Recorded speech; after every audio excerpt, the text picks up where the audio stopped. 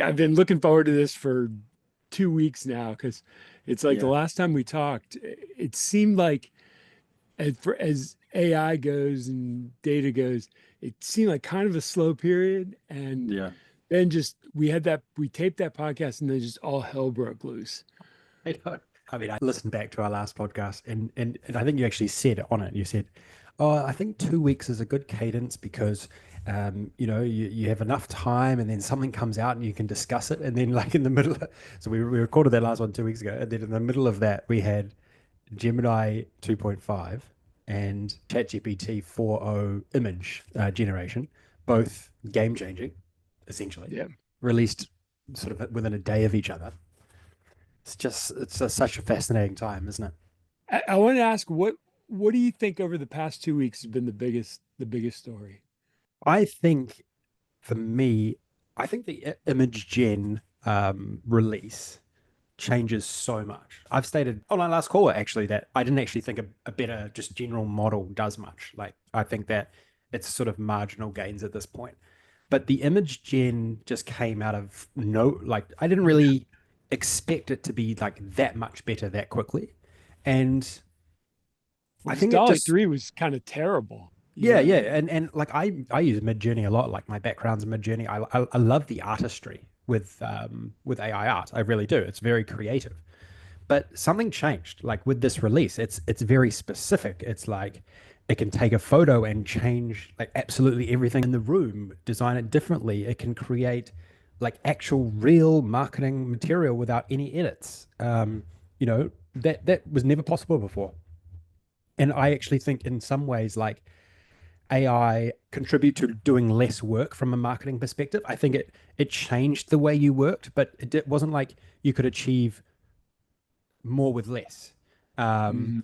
Because you still had to do so much editing and things like that. Like that's truly what I found. And But the that, editing was hard. Like, I would make an image and then have to pull it into a bunch of different programs to get the text right and, yeah, to get the background removed. And, now it's all just plain language.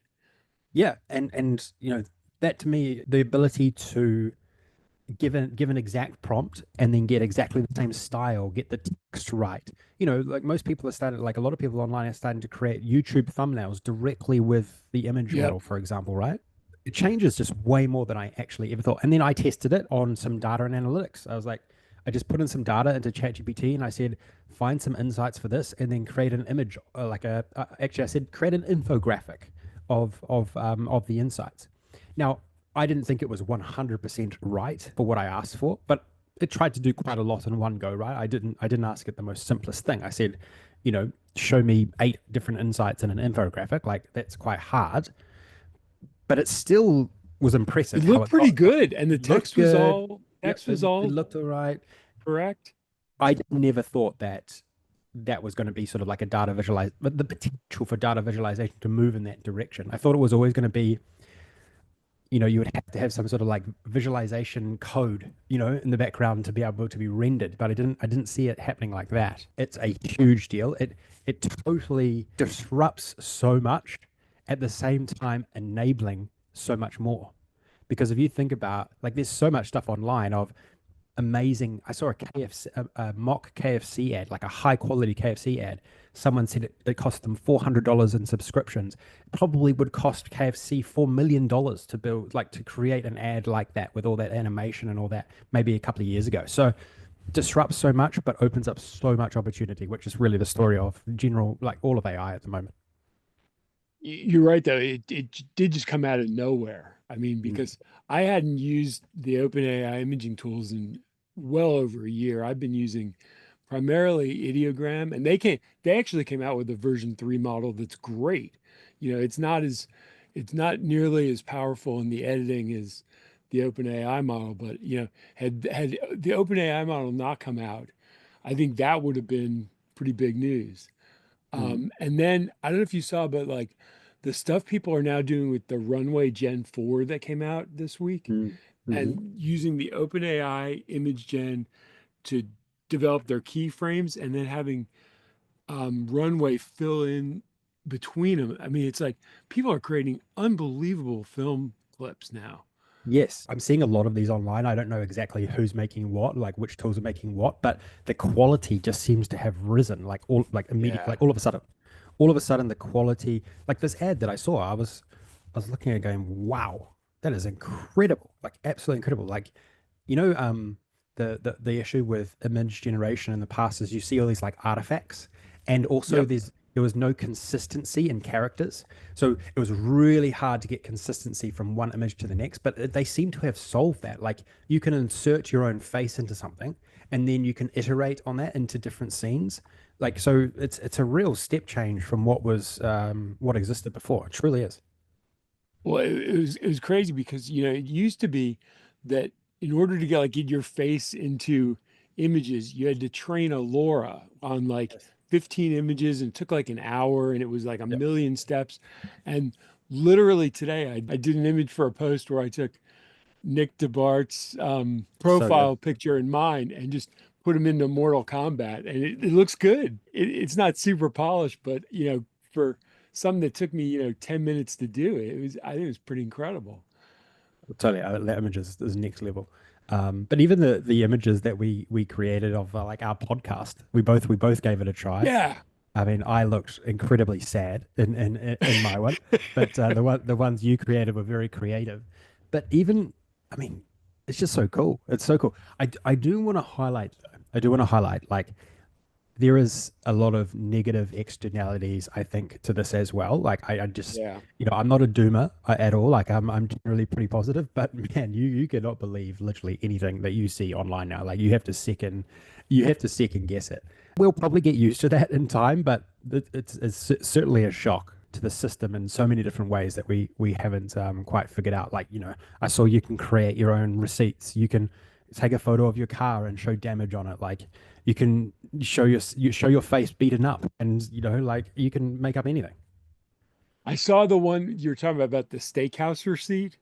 It was Yeah, like the person said it's going to create like whole new ways of tax fraud, totally. and the receipt looked perfect. I mean, Yeah, it looked kind of beaten up, like, when you pass a receipt around the table to get signed, and it was yeah, amazing. And, just stuff like that. You're right. You can't trust anything anymore. yeah. I do think that OpenAI have like some metadata. They do actually, like they have metadata in their images. So some systems will be able to recognize, but at face value, like when you look at it on social media and things like that, I mean, supposedly some social media is already flooded with this stuff, but this is next level. Like this is totally next level stuff. I mean, you can make anyone look like they're doing anything. Well, and the other thing too about, I don't know about the metadata, but I know that, like, they say Google Flash can take watermarks off immediately. Yeah, I saw Um, that. Yeah, that was pretty, and pretty, so pretty, pretty it, dicey.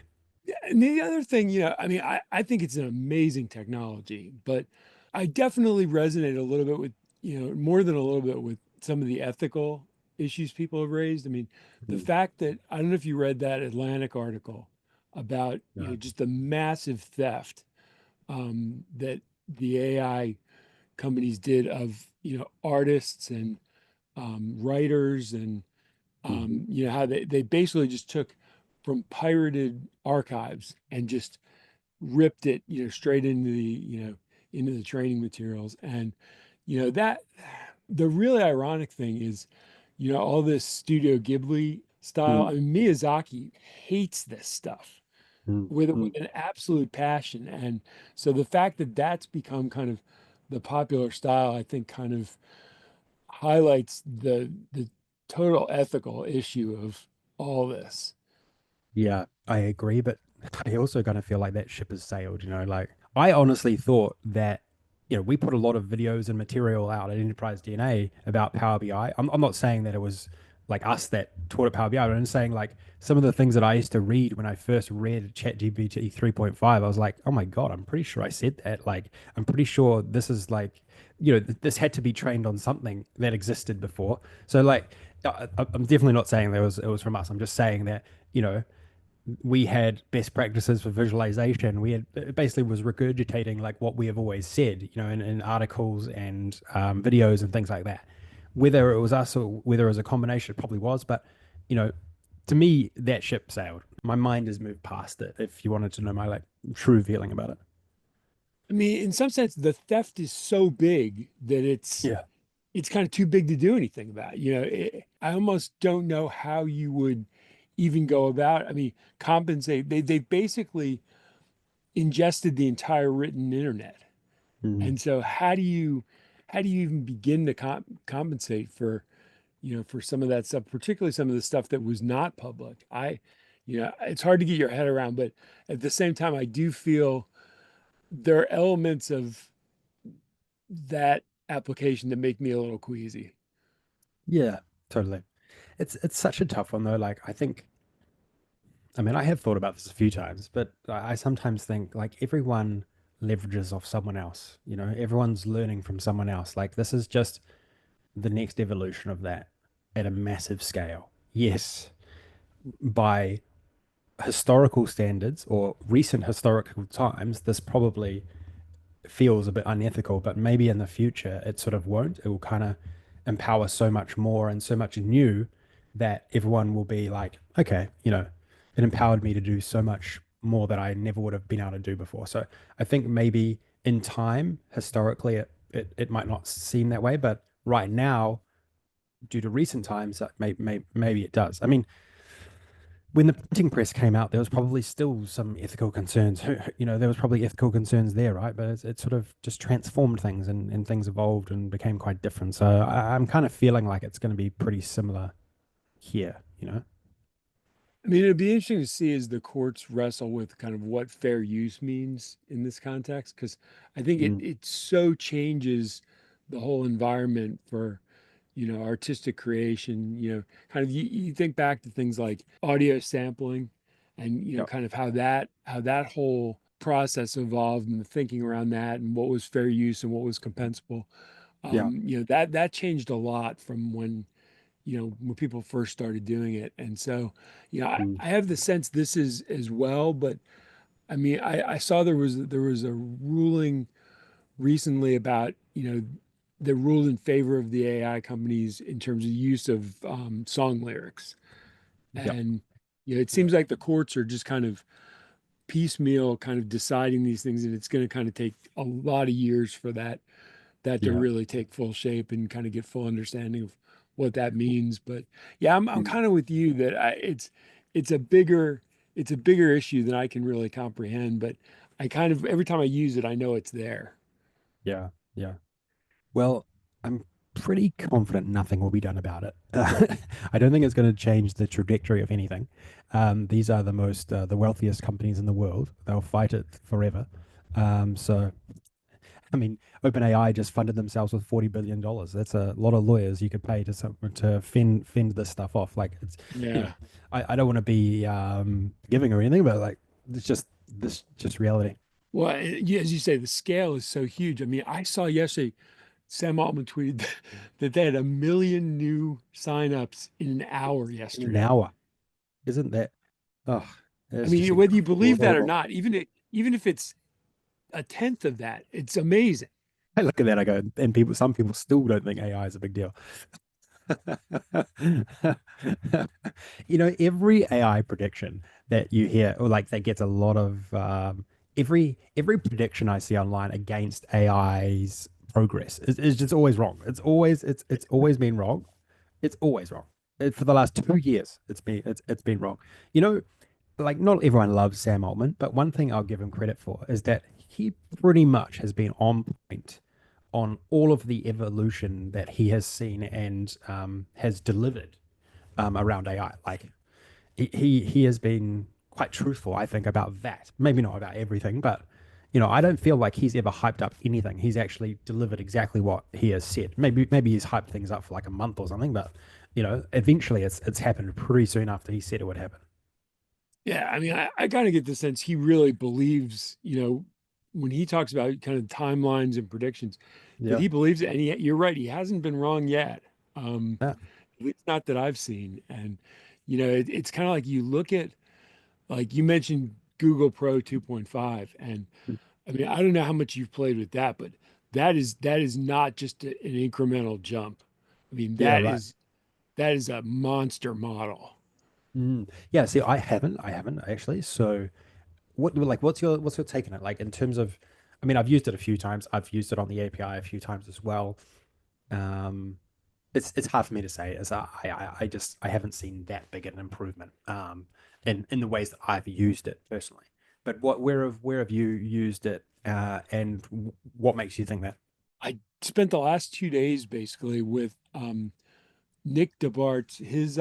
He had a really cool post about 5 areas that he real world problems that he tried to address recently with AI and how all 5 of them failed in some way. And I kind of went back and I thought, okay, this is a perfect test set for AI and looking at because he used like I did, he used Claude 3.5 extended as his kind of workhorse.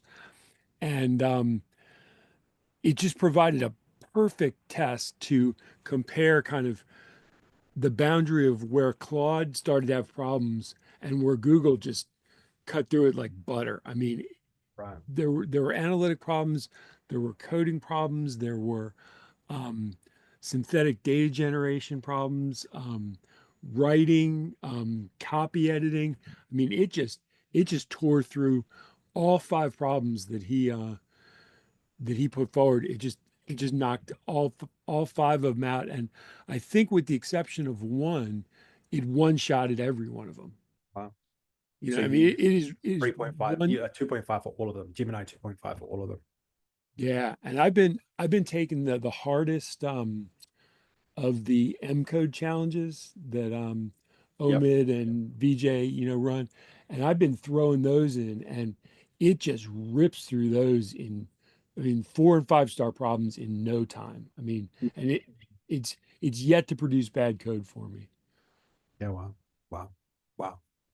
And yeah, it's interesting. I did read your article like that came out today, and I read it and I thought, like you're obviously on top of things, right? But it doesn't it does actually cause me to rethink a few things. Like if someone is experiencing 5 bad results and they're using the somewhat best models, I mean Claude is not a very popular model in the consumer space, by the way. Like it's Yeah. it's more ChatGPT.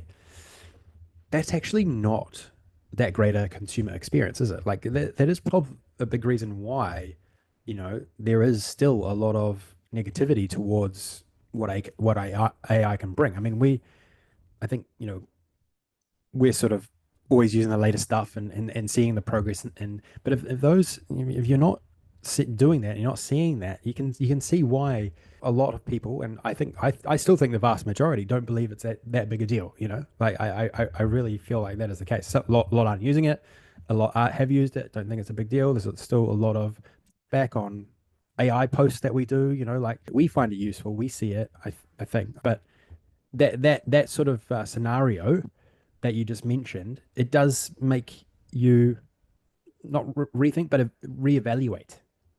Is it actually proving as useful as we think? It's a great point, because there's one of the problems Nick highlighted was write a poem that's exactly 400 characters and including punctuation and spaces. And it doesn't get it right. It's like 40 off the first time you try it. And I Yep. can see where somebody trying something like that who isn't really familiar with AI gets that result and said, this supposed great model is stupid. Like it can't even do something basic like that. And you and I know enough to know that models don't work in characters. It would be like saying, write a paragraph that's 400 tokens long. Yep. You know roughly that a token is like 3/4 of a word, but you know, neither you or I, with all the time we've spent on this, could really probably even get close to doing that on the first Yep. iteration. It'd probably Yep. take us 3 or 4, maybe more to get, an exact hit on that target. Hmm. And I think, you know, my expectation was such that I thought, okay, I did that in 5 minutes in 3 iterations and it wrote a great poem. And I look at that Hmm. and I say, that's a win. Like, I don't know squat about poetry. I couldn't write a Yeah. 400 character poem if you put a gun to my head. Yeah. Um, and AI did it in 5 minutes. But I think if you're not within the context where you realize, okay, that it's going to take even the best model a few cycles to do it, you get a result like that and you say, this thing's stupid. Yeah. It's like sometimes, not all the time, but I think it's a mindset thing with AI. It's like it's just not a perfection device. It's not a perfection technology. It's just like an amplifier. It's an amplifier, a creative amplifier. Probably is my best words for it right at this moment.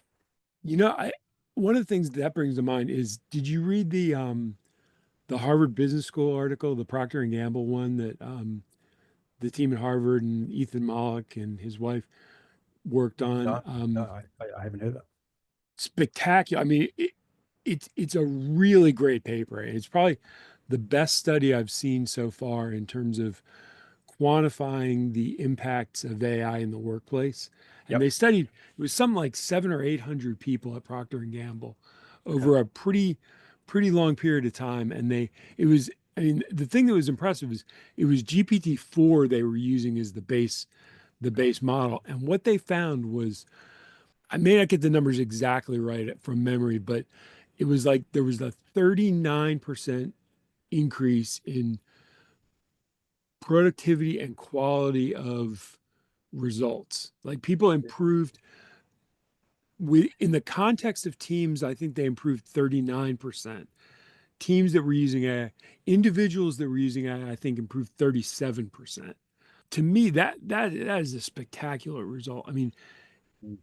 I can't think of Feels low. It anything, feels low. It feels low to me, but but maybe, still pretty good. but I mean, compared to, what else have you done in your career in terms of training or Oh technology yeah. that gave you a 39% increase in productivity? I mean, I, I don't even think when I hooked up to the internet, it was that big a Oh, change. totally. No, like when I say I feel like it's too low, I feel like well, I feel certainly more than that. Like I personally feel a lot Yeah, more. yeah, Um, so that's my reason for saying it's low rather than, that's disappointing. It's still super impressive, but I'm a believer. It's a lot more for me. yeah, yeah. I would say for me as well. But one of the things that was really interesting about it is it was not only that people became a lot more productive, but their emotions about work improved.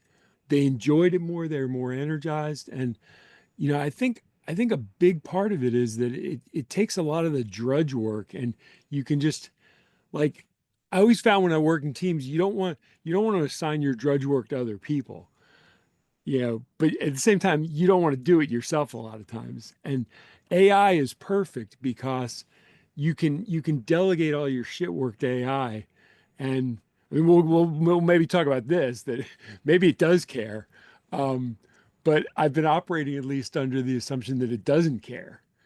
Yeah. Um, This is one of the debates. Like, I don't really like to say this like too publicly or like on social media, but AI is going to do a bit of like reorganization around jobs. But where it's going to take the worst jobs, the crappiest jobs. It's gonna take the things that no one wants to do anyway, and it's going to take those over, and everyone is going to be able to move. It's going to be real. It's going to reorganize everyone into, I believe, better jobs, like better, more inspiring jobs. It could actually, like, I truly believe, like that AI is giving the individual so much agency, so much more agency than they've ever had. I maybe this is a little bit of a diversion, but I saw this post the other day. Someone trying to compare the industrial revolution to the AI or cognitive revolution is what I heard it being called the other day, which I liked. And they said that the industrial revolution was terrible for the general public for 20 to 30 years until everything reorganized and then everyone had different jobs, and there was like child labor and things like that. There was like terrible things. But then they were like, oh, this is what's going to happen with AI. And I thought about it for a little bit. I tried to recall a lot of the things that I've heard about and read about that time. But to me, it was so different. It was so different. Yes, it was a reorganization, just like we'll see today, I think, with AI. but it was very led by capital. It was very led by large organizations who had the capital to deploy into these big machines and these big factories and things like that. But to me, this is kind of so different. I feel like it gives the individual agency here. This is an individual empowering technology rather than some capital intensive technology. So a bit of a diversion, I think, to what we're talking about, but like that's kind of where I see, where I see things kind of going and playing out, particularly around the job situation. I think that AI is going to take all the terrible jobs like that no one really enjoys and likes doing. Like, for example, just before I'm sure you've got lots of examples as well. I used to work in a call center, right? Terrible job. Hated it every second. Hated it.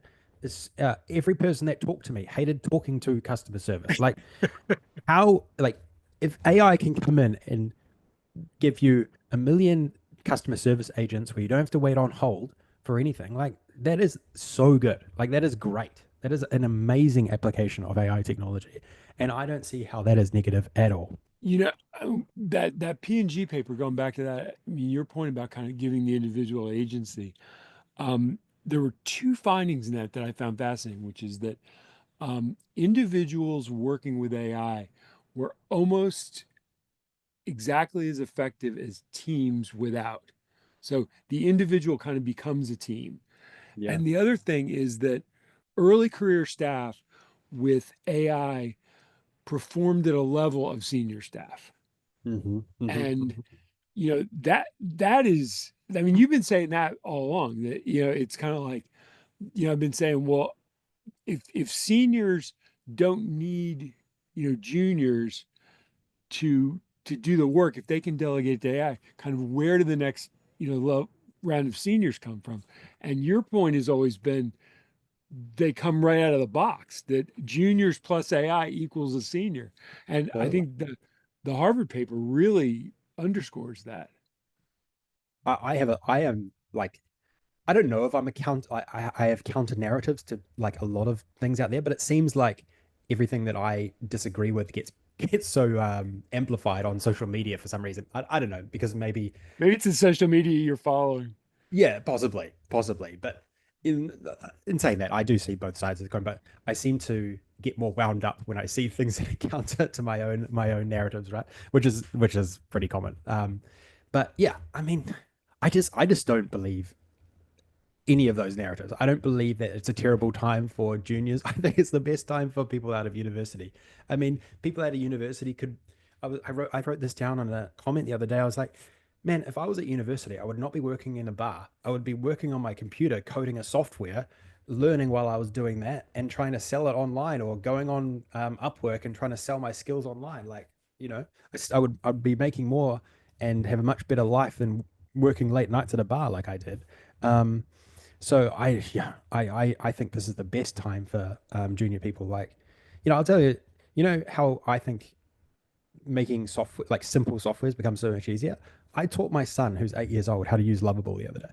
It's that easy. I mean, it wasn't fancy, but all he's doing is just typing with one finger on the keyboard. How to, like, he's just vibe coding. He's basically just vibe coding with the AI, right? Like, it's great for him. Like, I think this is great. I think this is the greatest era of learning ever. You know, um, Yeah, oh, it's going to be mind-boggling to think what kids who grow up with this technology are going to be. totally. There was another character narrative that I wanted to. I wrote a post today actually because I saw some Duma article and I was like, I'm gonna get my narrative out there. It's funny, like it's some of the Duma articles. Most of the Duma articles I find on LinkedIn, but then there's the occasional one on Twitter. But most of Twitter is quite optimistic. I sort of wrote, like I see more of everything. I see a lot of reorganization. I totally agree with that. Like when Image Gen came out last week, I was like, oh my God, this changes so much. But to me, it just reorganizes so much. It doesn't, it just reorganizes. Like, yes, maybe some like designer can't charge huge fees to certain clients because it takes so much time to do stuff. But that same designer could offer high quality AI supported services to far more clients now. Like, so it's a total reorganization rather than like a disruption. Probably disruption is the wrong word. Yes, it is kind of disruptive, but it's disruptive in a reorganization type of way. But it also brings a lot more new people into that area too, right? It just creates more of everything. Like, the AI, what it gives the individual a lot more agency. It's just such an amplifier of your skills across a lot of different verticals. That's what I see, right? Like I just think about my own situation. I have background in a bit of finance, a bit of tech, but now I can distribute those skills across software, across content, across like every different vertical I can think of, right? That might not have been possible before. I do this sometimes, which is I think back, my domain was, economics and kind of the intersection with environmental policy. And, I Mm, think back to some of the stuff I did, and it's like if I had the tools then that I have now, it's like it's almost like, the Connecticut Yankee and King Arthur's Court, it's like you want to go back in time, like with what you know and can do now, and you feel like you'd be unstoppable, and yeah. I think back about, kind of how long it used to take me to do certain things that I now just do instantly. I heard a great quote. I heard a great quote. I wish I could remember who said it because I want to give him credit, but it's AI does not replace expertise, it magnifies it. And, I really think, and again, going back to that Harvard paper, they said that the the combination of AI and domain expertise, when you think about kind of junior staff plus AI kind of equals senior staff plus AI is like unstoppable. Yeah. And, this over the past couple of weeks, I've been doing a series on, kind of somebody asked me a while back, like, what would your career advice and plan be like if you were starting today knowing what you know?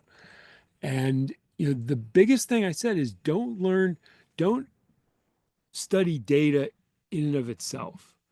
Study data in combination with a domain, like that you pick your domain, research, talk to people, find out what you're interested in, what you're good at, and learn data in that context, whether it's finance or economics or healthcare or manufacturing or supply chain or what entertainment, what sports, whatever it is, like combine that knowledge with data and AI, and that's where you become just orders of magnitude valuable. Yeah. I'm keen to get your thoughts on this. I was using AI the other day, and I had a bit of I was using one of the chatbots. I I actually don't think this might be a bit controversial, even though we're very very pro AI. I still do not think that the models are that creative. I think they spark creativity. I think they really spark my own creativity. But I very rarely get something super creative that I'm like, wow, like this is going to change the world. Like, this is going to cure cancer. Like I feel like it does spark my own creativity, no doubt about it, and I'm more creative because of it. But you know, I still feel like I can come up with more creative ideas, like than AI for example. I don't know. Do you feel the same way? Okay, this is it's a great entree to another discussion because somebody told me a few weeks ago this tip that I hadn't really thought about, but they said don't use the chat interface of any of the programs you're using. Use the playground interface. And the thing about that is, you know, if we were to do like a screen share and you go to like Google AI Studio, Yeah. all these parameters open up for you and things like temperature, which when you're just in the chatbot interface is locked in. It's Right. locked in at like point 0.3, which is really low temperature. And so what that's saying is AI is almost always going to pick the the next predicted token. And Mm, so it's not going to be super creative. It's going to be more right. consistent and it's going to give you probably, it's almost like prompt coherence in images. It's going to give you more of what you ask for, but Right. it's not going to be wildly creative. Whereas if you start using, and this is a game changer, like I didn't think so at the time, but the more I've been doing it, the more I realize you really can you really can shape your results in ways that you never can when you're working constrained off the commercial chat interface. Yeah. And if you start really cranking that temperature parameter up, you get some wild stuff. Oh wow. Okay. Okay. Yeah. And Look, so, I haven't done it, so I can't give any experiences there. I've been playing around with it a lot. Oh, sharing Okay. not turned on. But if you go, do you have you been into Google AI Studio yet? Yeah, you know, I go in there all the time. I well, not all the time, but I've got an account, tested lots of things. Yeah, pop that open and we can take a look. And that there's a whole set of parameters along the right hand side that you can call functions. You can change the structure of the outputs. You can change the temperature. It's really flexible. And so if you're really in a situation where you're looking for much more creativity, yeah, along that Okay. right hand side, um, you can Um, really play around with it in ways that you can't do otherwise. And mm, okay. um, I've gotten some really really interesting stuff out of that. Okay. Interesting. Yeah. Interesting. Yeah, like I've never really dug into it in any depth. I mean, I'm more using the APIs from Google than anything. Like I come in here to create my API keys a lot. Right. I do think that there is a but not anymore though, because we'll talk about Open Router in a second. But like I really feel the share your screen has like this has incredible amount of applications, but it's not good enough just yet. It's not good enough. But share your Yeah. screen has unbelievable amount of applications, really. If you think if you think about it, like imagine just having an AI talking to you at all times, like you know, IT support. Will you ever need IT support? Well, I would go as far to say that's a terrible job. The amount of the amount of arguments I've had with IT support over the years, just to get something working on my computer. I'd rather just talk to the AI about it. Yeah, absolutely. Absolutely. And you'll get a better answer most of the time. Yeah, so use the playground and not the interface is whoever again, Yeah. whoever I got that from, great tip. And so like what have you got any examples in the top of your head where you feel like it has truly been creative, like more creative than you? I'm not that creative to begin with, so yeah, it's always more creative than me. But it was, I mean, just in that poetry example, I mean, the thing about it is I go really deep in a very narrow part of AI. I don't talk to it. I never turn Siri on. Right. I don't use AI conversationally. I throw code into it and I throw problems. And so, you know, Mm, I don't have AI do my writing because even though I'm sure it could write well, I just like to write, and I kind of feel like, in some sense, it's kind of like the craftsmanship of the industry after the post-industrial revolution. It's mm. the guy who makes his own cabinets. Even though you could do them faster and in some cases better. With machine built. Maybe I should caveat there and say, I think from a like an image point of view or like AI art point of view, look, I feel it's insanely creative. Even though it might spark creativity in me, I could never actually deliver anything or execute on anything that it creates. But from like an ideas perspective, it's the ideas, something like out there that you keep hearing AI should be able to do or should be able to achieve. I haven't felt that, even though it's insanely useful and insanely valuable. I haven't felt like I've got any ideas. Like when I talk to the AI, particularly ChatGPT, is where I talk to the most. Even I started talking to Grok a little bit as well because I got a subscription there. I actually never feel like have an insightful conversation. It's more to just through my ideas rather than getting anything insightful back. And I kind of feel the same way with the chatbots in a lot of instances, but I don't use that playground like you're saying. So anyway, it's just a thought I had. It was just something I thought that would be good to bring up in our conversation because it occurred to me this like the other day when I was using it. Like it is insanely useful, but I haven't had that. Holy crap! I never that insight that was going to make me a multimillionaire, or was I just haven't had that. Nor have I, but in thinking about it, it's like there are different places where it's been super helpful from a creative standpoint. So Sparking. It a sparks lot of time, creativity. yeah, a lot of times for like when I post, I'll want an image that kind of captures an idea, a Yeah. conceptual idea. And it's hard for me sometimes to think about, okay, like how would I depict this visually? It's a complex concept. How would I create something kind of eye-catching that would be relevant and kind of tied to the complex concept? And it's amazing how often I just say, okay, here's what I'm writing about, or I'll even just give it my draft post and say, give me 5 ideas, give me your top 10 ideas on how you would represent this visually. Yeah. And Yeah. it Yeah, that's it cool. frequently comes back with something that is quite good. The Yeah. Probably 60% of them are terrible. A couple of them are and then there are like one or two that are great, and you say that's the idea. And then what I'll do is often I'll throw that in an ideogram. An ideogram is something called the magic prompt, Mm, and it's like an AI enhanced prompting tool, and you mm, kind of put in your kind of sketchy prompt, and it provides kind of all the detail around it. And sometimes mm. it's too flowery and it's like it adds some stuff that, hey, I didn't want that in there. But a lot of times what it does is it adds a depth and a creativity to it that like my prompts don't have.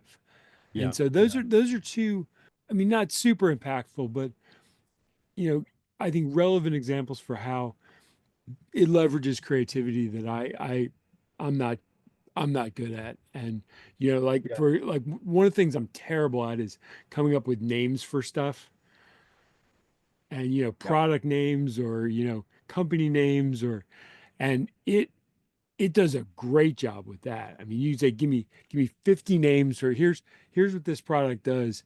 Give me 50 names, and there's bound to be some good ones in there.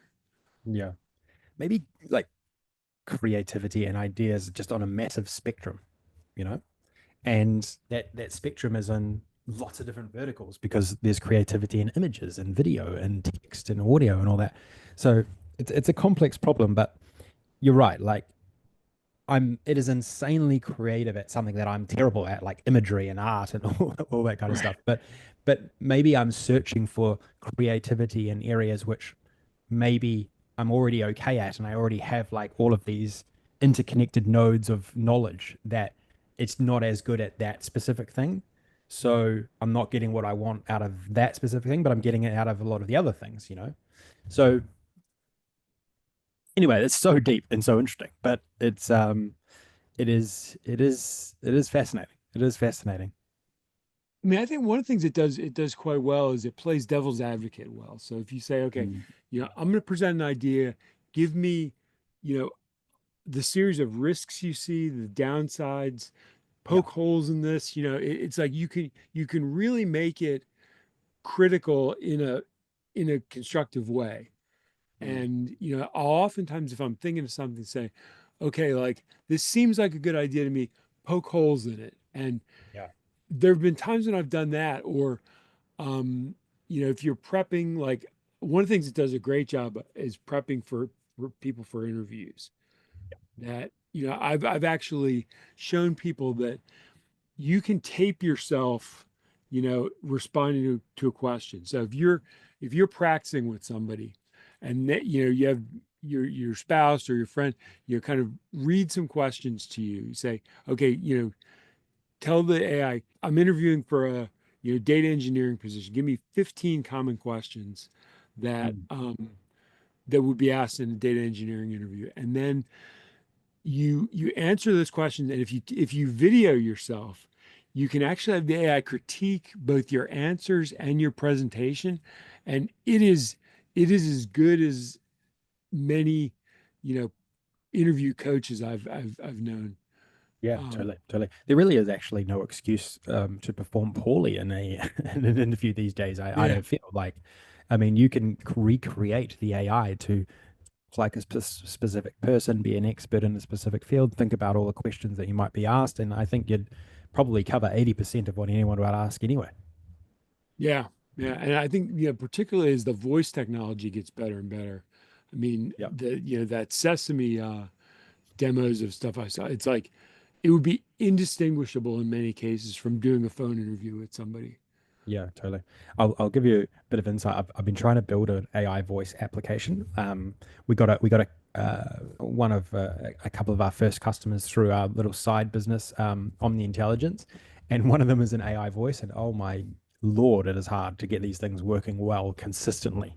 So you can have like a so you got to give a lot of credit to these like chat like OpenAI and Grok who are executing on these things because man, it's hard. It is so hard. It's good to get it like once. You can get it working one time, but to get it working, all day, every day, 20 concurrent people, like wow, it is very, very difficult right now. That's going to be one of those things that's going to get toolkitted, and Yeah. you're going to be able to basically have 1,000 voices and just Yeah. kind of drop those in modules. I mean, that if you played with the 11 Labs tools, they've kind of already got that, and Yeah. you know. Yeah. I kind of downgraded my subscription a little bit because I wasn't using it that much. And I've got so many other things I'm subscribed to. Even though I didn't have a particular use for it, it's like the tool set they offered was amazing, It is. and It is. Yeah. I feel like a lot of that is going to become open sourced and become easily usable on consumer hardware. I mean, that's where I think we haven't seen, I was thinking about, kind of the revolution we've seen in 2 years is incredible in software. In hardware, it's non-existent. No. um, consumer hardware at least, that we're all using the same computers we were using 2 years ago. It's like we're running our AI stuff on GPUs, that were from like gaming machines. It's like the promise of AI specific hardware has not yet arrived to folks like you and me. No. No. Well, because hardware is very hard.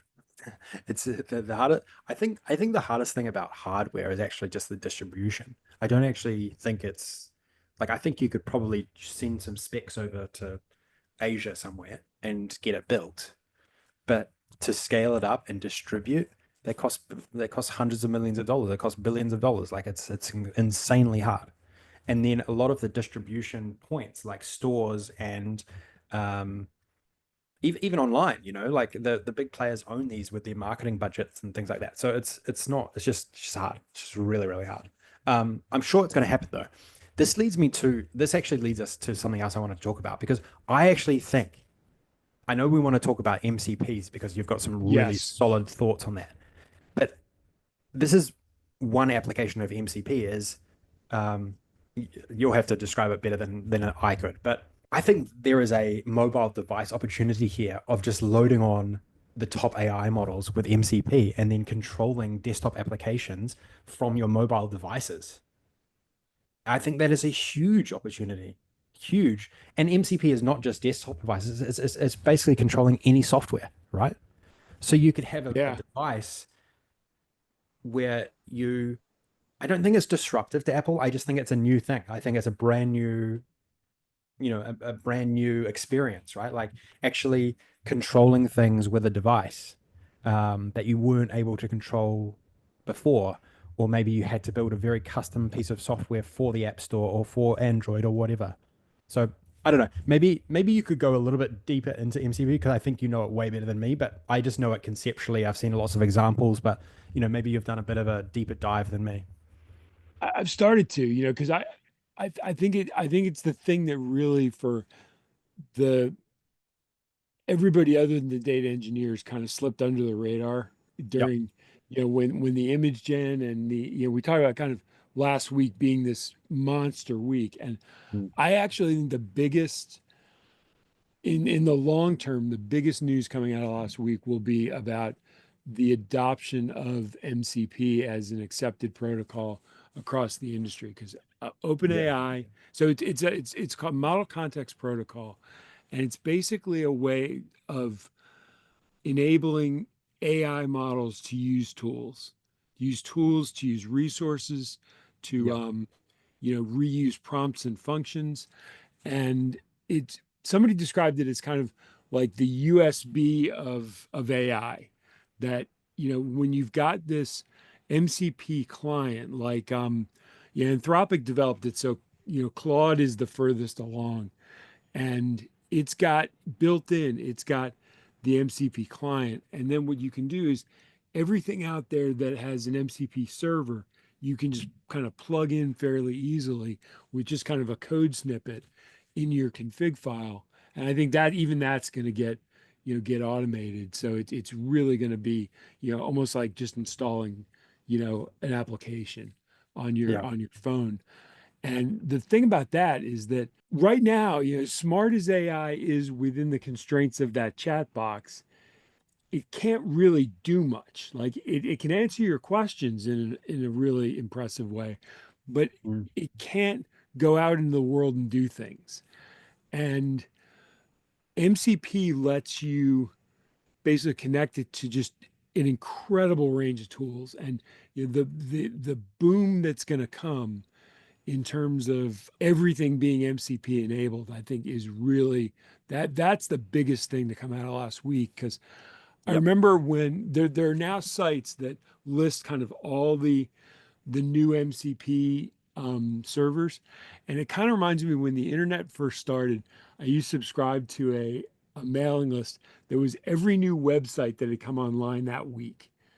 Right. And you think about that now, that's ludicrous. That'd be like a New York telephone book, Yeah. Yeah. Yeah. stacked, one on top of the other. And but at the time it was like a newsletter. And Yep. you're like, oh, okay, cool, 30 websites. And that's kind of the way there are people who are maintaining lists of MCP servers.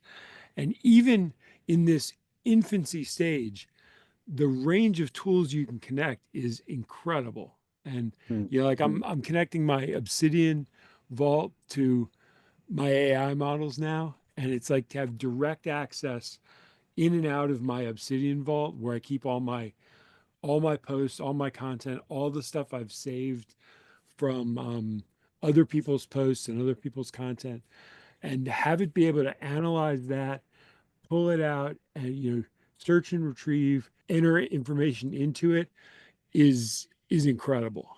And Yeah. I think that there's just going to be, it's one of those things I don't even think we can yet conceive of what it's going to be. Yeah. So I want to just caveat and say that I've never used an MCP. I've never connected anything yet. I've seen a lot of examples online though.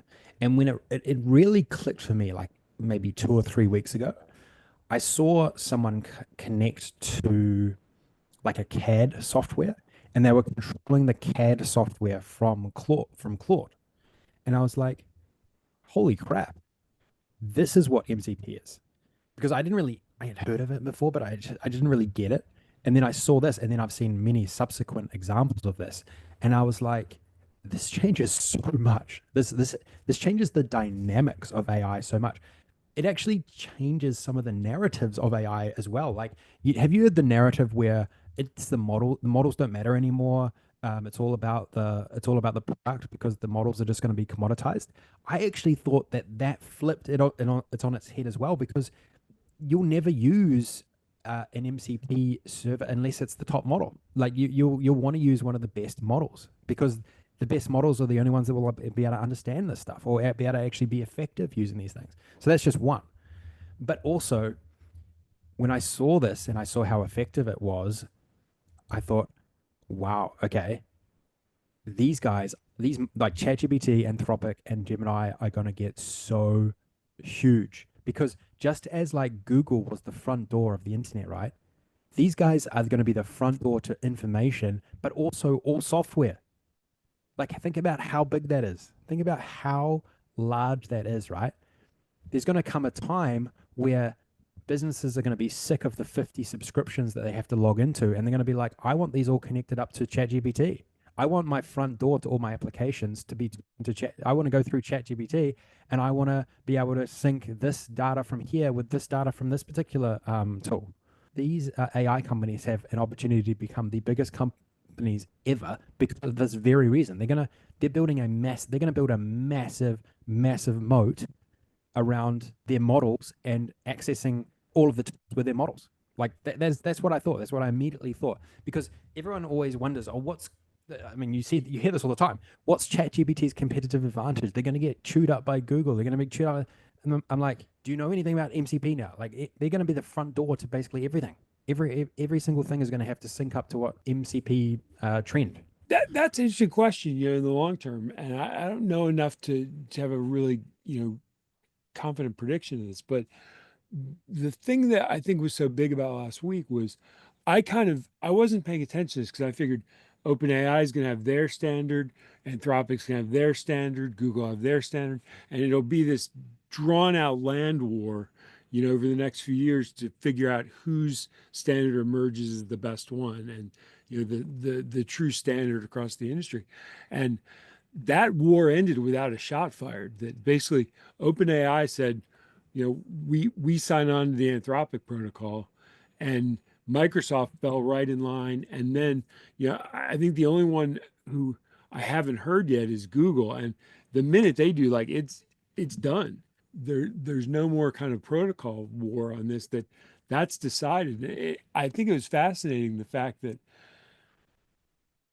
OpenAI was so quick to accept the Anthropic protocol. I mean, it says a lot about the quality of the engineering work that Anthropic's doing, but it also says, I think you're right, that they're anxious to kind of get out and have people build this stuff and, use it and really show, I think, what these models can do beyond what we've been doing with them in a very limited sense now. And, I saw the same thing you do, which is that I have a really good friend, my best friend since I was 12 years old. His son is really into like electronic music creation. He's just starting college, and in high school he was really into like, sound engineering and recording. And one of the things I saw somebody do is hook Anthropic up to one of these these mixing boards and the software that goes with it. And the stuff they were doing just on text prompts was incredible. They were Yeah, composing whole like electronic musical scores off of just a straight text prompt. yeah, And then remixing them, and it kind of opens up that whole Internet of Things, that we've been seeing. And yeah, it's funny because there'll be times when I'll look at my router configuration. I mean, I've got like 30 things hooked to the router, and I'm like, that can't be right. And then I kind of tick through, okay, I've got, my iPad, my watch, my wife's stuff, and you start kind of clicking through, the thermostat, all the stuff that's hooked to the internet. And you realize, yeah, it's just two of us, and I've got 35 things that are hooked to the internet.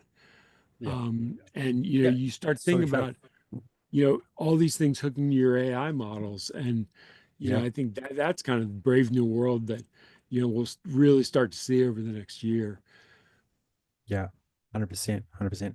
Yeah, look, I think MCP is a huge tsunami in the massive tsunami of AI. I was actually talking to my father last night. I was like, knowing AI is going to be a big thing. Isn't a competitive advantage anymore. Like everyone knows this, but there's a lot of, I think, huge tidal waves of opportunity within just this AI wave. Like MCP is just one of those. Like I wish I actually had time to really dive into it and understand everything about it, because I see this really interesting dynamic playing out with it, because software providers will be like, why do I want to hook up my software and lose access to my customer, right?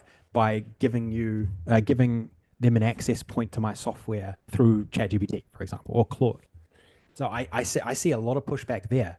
Then I see how many more customers. There's going to be a flip side here. There's going to be so many more customers that these more complex softwares will be able to bring in, right? And so there's going to be a really interesting dynamic play out there. I don't know how it will end or how quickly it will play out, but it's going to be interesting. And I think for those who hold out, what's going to happen is maybe a whole new wave of software might appear, right? That is MCP first, that doesn't even care about the UI or anything like that. It just like has functionality underneath the hood to work with these AI models. So this is going to be a very, very interesting space. I actually think that most software will have to be built with sort of MCP in mind, even though I have no idea how they build MCP around MCP or anything. I'm not an expert, but I'm saying that this might be what customers demand, actually, you know? It's very, very, very similar to the mobile wave where people started demanding a mobile app. Like there was this like mobile Right. craze, absolute mobile craze. Like I can see something similar playing out here. I really do. When I look at a lot of the examples and I just project out a couple of years, like, you know, I think people will want this. I do. Like I would. I mean, I would use so much more software, do so many more new things if I could just do it all through ChatGPT and all I had to do was like write out like natural language. One of the things, go I wish I could remember the name of the link, but go just search Perplexity and do lists of MCP servers. And there's a few people, there's a guy Peppa something, and he has a list on his GitHub. And it's like you go through that and you start to realize, wow, like this is just in the infancy. And the number of cool things he's got listed that you can hook to today is remarkable. And if you're able to pop that up, that would be it'd be worth looking at because one of the things I think is brilliant in terms of Anthropic strategy is it's like Tom Sawyer getting other people to paint his fence. That they put the protocol together, and now they've basically shifted the burden of making everything compatible and work to the other software providers. They said, okay, here's the infrastructure. You figure out the engineering to make it work with our stuff. Mm, mm. And let me just see. Yeah, wow. So that's like Yeah, if you can blow that up a little, I can try to find the one. Um, I should have come to this, but there's yeah, there's somebody who's got one um on their GitHub that is remarkable. So I actually know where I kept the URL, so I can dig that up and send to you. We can pull that up. But oh, there we go. I'm just searching for it. Yeah, I'll know when I see it. But yeah, I sent it to somebody. So let me. Official MCP server repository. Awesome MCP service. Okay, so that. That's the one. That's it. This is it. Yeah. And you start going through that, and he's got it by See, category. wouldn't this would totally change data, right? Like it does totally change data if you could do everything. I mean, I don't know how realistic this is, by the way. Like, this is still so early days, but it's realistic that you could pretty much control all of these tools using natural language. Like, do you think that you Yes, could I mean link? that's exactly what it's going to do. Do you think that you could control Power BI from ChatGPT? Like all of the nuances of building a Power BI report? I got to tell you, and this this is probably not going to win me any friends, but um, I think Power BI is dead man walking, and I think Microsoft knows it. Oh yeah, I mean, Um, totally. They don't even talk about it anymore, hardly at you all. know that one of their product managers, kind of talked about how natural language people are just going to start doing this through natural language, and maybe they're kind of trying to ease Copilot into that mode, but Yeah, Copilot just seems so far behind to me, and it's only accessible to people with um, the really high level SKUs, and so yeah, when you've got Open Router basically giving you access to every model for $2 a month. yeah, um, totally, totally. it's kind of like I don't see where Copilot scores here. And when you start looking at what you can control and the fact that like Supabase is way out in front. They've Yeah, got their MCP capabilities, and you start hooking Supabase to your AI model through MCP. Now you've got a database. Now you're not just You're not just loading stuff in Yeah. within the AI model. Now you've got an Yeah. actual repository for your data. And so Yeah. then you can start plugging other tools into your AI model that enhance your data analysis. And Yeah. I think the natural language, data analysis that you started doing, just playing with the other day, Yeah. that's going to become a reality very, very soon. Where I think kind of the ability to create complex interactive, reports is just going to be, I mean, the stuff that we used to spend, hours and days, painstakingly putting together in Power BI. I think that's just going to become automatic. Yeah, like And I believe that too. I do believe that too, but I just don't believe people are going to walk away from Power BI like anytime soon, right? So like it could take 5 to 10 years. So is MCP going to be able to connect to Power BI like like Superbase, for example? I just honestly don't even know how manipulative it could be to quite a complex software like that. yeah, I have a good sense of that. And I certainly haven't seen, Microsoft kind of opening their, I mean, you think about kind of even still how closed the external tools, Yeah, yeah, is, and the fact that you can't even access the advanced editor, through the external tools. Um, yeah, yeah, yeah, and so, when I look at kind of how restrictive their view of this is versus mm, how kind of wide open, it kind of reminds me of the Apple Android thing, and yeah. MCP just smells just like Android in the sense that Mm. it's going to be a kind of an unlimited universe that puts a ton of control in the user hands. Yeah, yeah. Even though Power BI is insanely powerful and there is no equivalent right now, like we are moving to a time where there is slowly other ways to do things. Like I was even thinking the other day, like if you were a small business right now, you would never use Power BI. I would never recommend going to Power BI. I would just use ChatGPT, even with its small failures, even with its small errors. I think that from a ease of use, cost perspective, is probably a better solution, right? Yes, it's not going to get you the level of detail or the advanced analysis that you could do with Power BI, but most businesses under 100 people or 50 people don't even need that. They don't need all that stuff, right? Um, so and that is the vast majority of businesses, by the way, in terms of number of businesses out there. But yeah, so they are starting to appear. I guess that's all I'm sort of saying. But I'm also not a believer that Power BI is going anywhere. I just think it's just gone way enterprise. It's just gone to the enterprise. Like it's just becoming like an enterprise tool now, not like a every person's tool, which it maybe once was 10 years ago or Yeah. 9 years ago or something.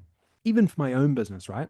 I am more comfortable just using ChatGPT for the analysis that I need for my own business than managing the 7 different workspaces and 20 reports that I had at one time, right? Like the ad hoc nature of just using ChatGPT when I need it seems to me to be a better solution for my use case. I don't know. I don't know. Like, yes, that's a big change from 2 years ago. I mean, we used to have tons of reports that I used to watch like on a daily basis, but I just don't feel like I need it as much as I once did. You know, things can evolve, like ways of doing things can evolve, and I don't feel like that's too dissimilar to like what a lot of other businesses out there. I think you're right. The thing I have to keep reminding myself is that, when I talk to people like you and, kind of people who are kind of in this same space, I realize like that is not representative, No, it's definitely not. and that I think there's a hesitancy and resistance to change that I typically way underestimate. Totally, And totally. Well, there's a lot of so careers. There's a lot of like, I mean, if we're being honest, like there's a lot of careers who that are built upon certain tools and certain technologies and certain ways of doing things. It's so hard to pivot. I mean, you know my own um, journey over the last couple of years. Like it's damn hard. It's damn hard to pivot from what you once were yeah, doing, once were like. It's not easy, but I think we both think there is big changes happening. Like MCP is is much bigger than anyone's giving it credit. Yeah, I think so. I mean, and who knows whether, whether that remains the standard. I mean, because USB has changed over the course of its life, but it's still Yeah. the concept is the same, that it's a common way of plugging components in, that Yeah. you don't have to do the software and the engineering to get those to work together. Yeah.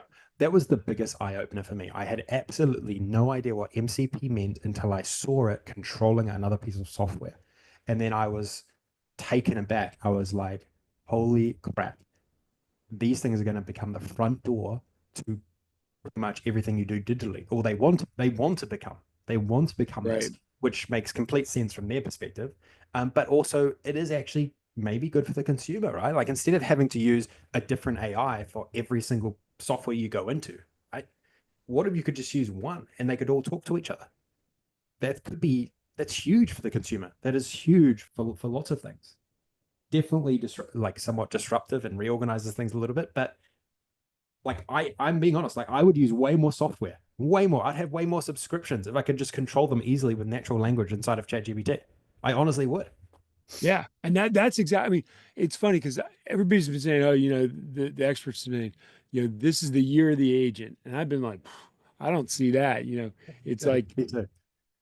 but when I saw MCP and then I saw the adoption across providers, I thought, Yeah, okay, like if you get rid of the agent word and just think of it as tools, that it's yeah. a consistent way to connect tools to your AI, that then becomes something I can get my head wrapped around. It's so true because this is where it's going, right? It's like you could have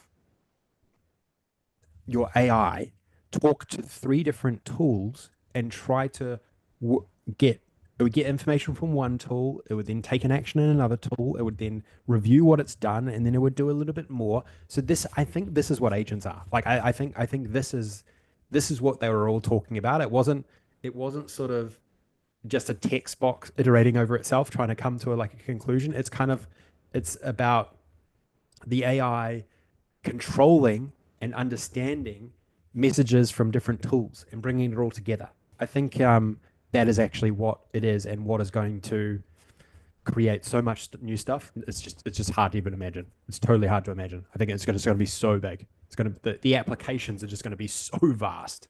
It's going to be amazing. Yeah, yeah.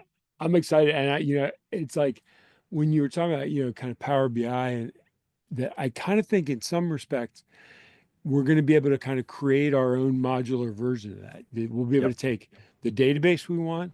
We'll be able to Yep. take the AI model that we want and the natural language interface, and Yep. then we'll be able to take the analytics engine. And there may be multiple analytics Yep. engine, but Yeah. there's one called Julius AI that's gotten Yep. really good reviews that I haven't Yep. played with much, but I like the name. The Google data science tool. Yep. I think more and more and more you're starting to see dedicated data analysis and visualization tools. Yep. And I think those are going to become the modules that you hook onto your um, GPT-5 and your Google 2.5, and Mhm. kind of the real flagship models that are going to be able to handle heavy duty analysis. Yes. And I'm kind of looking, I think later this spring, it's going to be like AI Thunderdome, that when we get R2, GPT-5, Yeah. and Google, 2.5 Yeah. final, because the current version is just experimental. When we get those three, and then whatever Claude becomes, which Anthropic seems to move slower, but then they come in hot, Yeah. and you get those four kind of in the steel cage death match. It's like the one that emerges out of that is going to be something. Yeah, yeah, totally. The thing about DeepSeek, by the way, is that I don't truly feel they're a competitor right now. Is that they are a competitor on the model side, cheapness on the model, yes, but their user experience has nothing on ChatGPT or Claude, nothing. It's like not even close. Or Grok is the other like contender there. So unless they change that in some way, which I'm sure they probably could, Yeah, I don't really see them being a contender in this new game, this MCP game, or this like connection to tools game. Unless something rapidly changes there, which look, it absolutely could. I'm not counting them out. And then you just think of the variety that you have with ChatGPT now: images, voice. The different models are kind of confusing, but text, and they've got Sora. You know, DeepSeek isn't even same universe as them from a product perspective. It is from a like a text, perspective and intelligence, but not the other things. Which I think you got to have like to compete in this new world at that sort of level. You got to have all of those things. You got to have all of them. I never see like some business getting a DeepSeek account. I just don't see it. I see them all going to ChatGPT or Claude or Gemini or one of the bigger players. Yeah, possibly. I mean, the other possibility is that, kind of the way Open Router has become the kind of universal API Yeah, access point. I could yeah, see somebody developing just a really slick, easy to use wrapper yeah. around the Yes. client, I and was then I was have thinking about that. I was thinking I wanted have to build. I was like, man, this is what I should be building. Like Open Router was such a revelation. I was like, man, businesses should not buy ChatGPT or Gemini. They should be buying some wrapper with their own branding with Open Router connected to it. and I kind of feel like there's a a linkage here that if you can that in the same way Open Router connects you to all these models, 250 models effortlessly, Yeah. and then you've got MCP connecting you to this whole Mm, universe of tools pretty effortlessly. The yeah. combination of the two, I think, will make it such that, and this is where I'm kind of speculating a little bit, you know, outside of my my knowledge and expertise, but it seems very logical that you'll have the ability to kind of change models on the fly and change tools on the fly and kind of Mm, merge those together in a way that, so maybe DeepSeek doesn't become a provider in the same way that we think of Anthropic, but you end up using mm, the DeepSeek engine mm. as kind of what fuels your tool usage through a different Yeah. wrapper. Yeah, you're right. You're right. Yeah, yeah. That's a good one. Whenever we talk about these things, I just get so excited still about the opportunities in software because there are just going to be unlimited ways that you'll be able to connect various different tools with this new protocol in a different front end experience with your own custom experience. Yeah, I mean it's unlimited. I mean, I actually think there's just going to be so much software opportunity in building a product with MCP in mind. Like so much historical technology might not be a good fit for what is required in this new wave, right? Like so you may need a sort of maybe UI doesn't even mean anything. It's all about sort of like back end, making sure you have like back end operation. Maybe software could just become like a back end, and ChatGPT is the front end, So it's really fascinating. So fascinating the amount of opportunities there. I mean, this is what I'm deep into. I'm just so deep into this right now. Um, I even saw this is where I think things are going too, like which is kind of mind blowing. I saw, how you used to search for things online and then you would like click links and you would go through and you'd have like I was looking, so there was a scenario with Manus AI, this like Yep, agentic. yep. So it does like I don't know. I've never used it, but it does like 40 steps or something. It like does 40 things before you to answer something for you.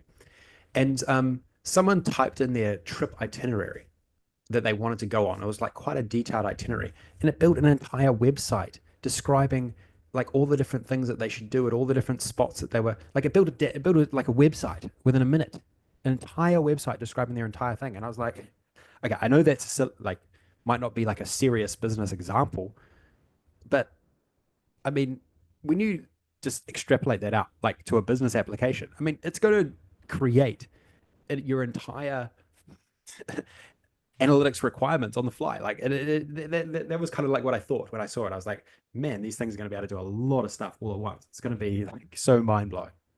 And compared to what Yeah, we yeah. what we had to do with Google like 2 years ago, I mean, crazy. Well, I kind of feel like that. I mean, Perplexity kind of blew up the Google model for me. Yeah, Yeah, I just don't do Google searches anymore yeah, because why Google just says, here's a bunch of haystacks, go find your needle.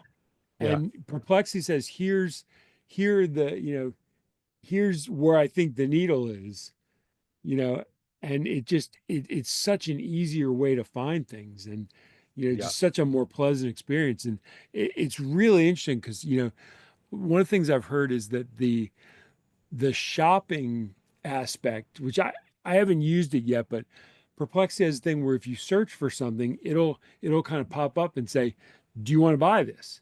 And you can just click, and it'll just take care of the purchase for you. And it's like, that's going to become, I mean, I think of now, it's like you go on Amazon, and I've always thought that's a good experience. And I don't think we're even going to be going on those kind of websites in the near future. I think you'll just Yeah. be reading reviews and searching and saying, okay, this is the one I want. And it just buys it for you. Yeah, I know. Like, I didn't actually think that this would be reality this quickly, honestly. Like, I didn't. But I just see like little anecdotes of things happening, and I think like that Manus was it was just something I saw on Twitter. I just like scrolled past it, but I watched it, and I was like, man, this thing built an entire website in like under a minute based on this massive itinerary. So it wasn't like just giving it a text output, right? Like it was creating this immersive experience with maps and with images and like other things that it had sourced. And I was like, holy moly, that's incredible. And so, like, if you just extrapolate that out a little bit with these, and you combine sort of MCP type tool connection functionality, well, like, these things are going to be building simple software in excess of what you can one shot even now, right? Like, they're going to be able to build meaningful software Yeah. like in one or two turns, um, with a whole lot of pages and different functionality. But it's not going to just build, what you see. It's going to build the back end. It's going to build the AI calls. It's going to be able to build quite a lot. And look, it's nowhere near there right now. But I'm saying like it kind of feels like that's not going to be. It's probably going to be the next couple of years. You know, it's funny. I don't really have a good sense of Manus yet. I just saw today that you can subscribe now. You don't have to Okay. get invited. Yeah. It's expensive. It's like $40 a month. Oh yeah. Um, Oh, another one to add to the list. I know. I don't even want to think about that. Oh man. Because then I was thinking, oh, I'm gonna have to resubscribe to Runway now. Um, but one of the things I did hear about that, I read an article that Manus is not using MCP. That they've actually kind of Oh got yeah. this kind of closed environment that all their tools kind of work together really smoothly right now. And Yeah. so they've traded off kind of the flexibility for the integration. And that'll be interesting to see how that plays out. But there was something I wanted to raise that there's a guy I really like on LinkedIn. His name is Daniel Meisler, and he's an AI guy, and he had a post this week that I really like. I think I added you on it, where he said, "Don't learn to code, learn to make." And I love that. I love that concept, which is, Yeah. that kind of this has made coding not irrelevant, but too narrow. And the whole thing, getting back to the vibe coding discussion of last time, one of the things that I've really been feeling is that AI is just creating a different way of learning. That it used to be, and when you and I were working together at Enterprise DNA, it was like we said, okay, like the first thing you have to do is you have to get really quality instruction, and you have to understand the conceptual, and then you start doing. And we had exercises, we had workouts, we had challenges, where you could take that knowledge and apply it. Yep. And in some ways, I kind of feel like a lot of people, and I think you and I are kind of those type of people, which is I just like to dive in. Like when I put IKEA furniture together, I never read the directions. And half the time I put stuff together and I've got pieces and bolts, left on the floor at the end. I'm thinking, well, I probably needed those. And I go back, but there's a familiarization you get from just playing with stuff. And Yeah. I love that discovery, even though, there's a funny tweet about how 5 hours of experimentation can save you 5 minutes of reading the README file. And, Yeah. I feel like that tweet was like written for me. And I've really been doing that. Like I could not for the life of me get myself to learn Deneb. And, we had great instruction, Greg Phillips, great course, tons of people online. David Bocci has this amazing GitHub repository. And I couldn't get over the hump in learning it. Never found enough time. And recently I've been just vibe coding my Deneb stuff. And in the process of that, I've learned so much about the structure and the functions and how to debug and what the code means. And I feel like I've made more progress in a few vibe coding projects than I did in like 3 years of trying to learn Deneb in my free time. And it's a lot more fun, And so, people can look and say, well, you're not learning the right way. But I kind of feel like it's not the right or wrong way. It's just a different way. And I think it's going to become a lot more accepted. I know I'm preaching to the choir for you. Totally. I'm just nodding my head here. I buy into this 100%. I've never learned so much in my entire career, probably my Yeah. life, like in the past 6 months. Like I've become a competent app developer. I'm not a coder. I'm not a traditional coder. I never code a thing, but I'm really starting to get good at understanding architecture of software, architecture of apps. It's not perfect. It's never perfect, but I've never learned faster and more in my life. Like if I need support on anything, I'm just like just collaborating with an AI, and I'm just learning so much on the go, so much on the go. Like if I had to sit down in the class and learn this stuff, even in a lot of tutorials online, it's like you got to learn the structure of the code and where the comma goes. And it's like, I just don't even believe you need to learn that anymore. I truly don't. I truly don't. I mean, I don't even believe you need to learn DAX the same way that we used to teach it, right? Like you can get 30 DAX formulas, which are, probably 95% correct out of AI right now. And that's still going to get you so much further faster than traditional learning. Like it's just reality. And this is coming from like an education provider historically. We're Right. certainly evolving, and have evolved a lot. But that's just the hardcore reality. I just we've had to face up to it, and I think everyone else should just recognize it as well and think this is the greatest opportunity to learn new things.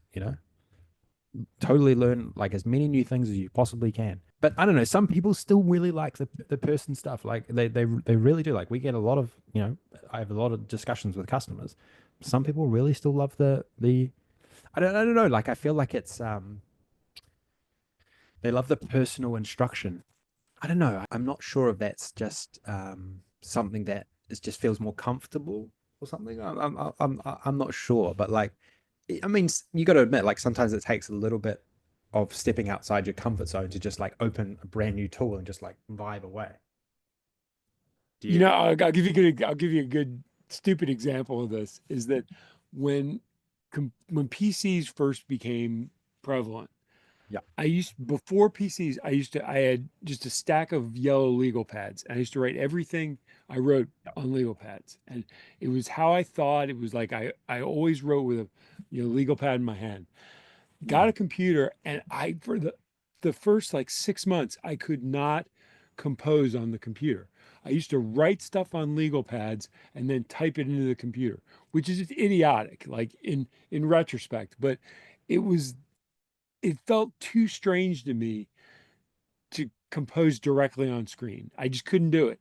And it was only after kind of acclimating to it that I started feeling comfortable. And now it's like, if I saw somebody doing that, I'd be like, you're a psychopath. I kind of feel like there are gonna be things that people are just accustomed to that are just Yeah. too weird to break away from. And Yeah. I feel like this kind of traditional, learn the theory, then apply, it's going to be some people's comfort zone. And I think, Yeah. people, the one thing I learned extensively when we were doing stuff was everybody learns differently, Totally. and Totally. That's what what's that's what I was going to effective say. for me Yeah. is not effective for somebody else. Yeah. Yeah, totally, totally, and that's so true. Like lots of people learn different ways, so it's hard to cater towards everything. But me personally, and I think you as well. Like by embracing AI, even for its for some of its failures, is still just so much more value add from a learning perspective. Like it is absolutely incredible how much you can learn. But I'll say that from a evolutionary perspective for enterprise DNA, like the thing that one of the initiatives we've got going on is we're trying to build things where you can learn while doing. So some new experiences. Like in the next couple of weeks, we're going to try and launch a new tool called No Code. So KNOW code, no code. And so the idea is that you'll be able to link up to a GitHub repository. And by the way, I'm just building this because I want this, and I know it'll be insanely helpful for me. So if that's the case, I'm sure it'll be helpful for others. Is that like when you go to GitHub, I'm sure you feel the same way too. And you look at all those files of some of those like open source projects and cookbook repositories and stuff, and you look at them and you go, oh my God, I don't even know what any of these are. I don't know what they mean. I Yeah. don't know what I should focus on. I mean, it's totally confusing for the novice. I just forked a massive repo the other day, and it's like Where I'm do you going start? through it, and I'm like, I don't even know what half this stuff is. Totally. It's like, where do you start? What is connected to what? And like, I feel exactly the same way. I feel exactly the same way. Even a lot of the stuff that we're building now with the AI tools, I'm more familiar than most, but still, I would love a tool that just like explains the architecture to me, and in a really dumbed down way that explains what I should focus on, explains how a particular file works and how it integrates into other files or into the application itself. And so, to me, that is a far more effective way in the age of AI to learn how to build applications than having to understand all the theory. And so AI is actually opening up a whole whilst it's changing the way people learn, it's opening up a whole brand new way of creating experiences to learn. And that's part of our evolution at Enterprise DNA as well. Well, yeah, I mean, the interesting thing is that I still think that some of those old learning tools are still super useful, but just in the reverse order. So, like the Deneb case, what I've been doing is, I've been vibe coding my Deneb stuff. And Mm-hmm. now what I've been doing since then is going back and watching some of Greg's videos.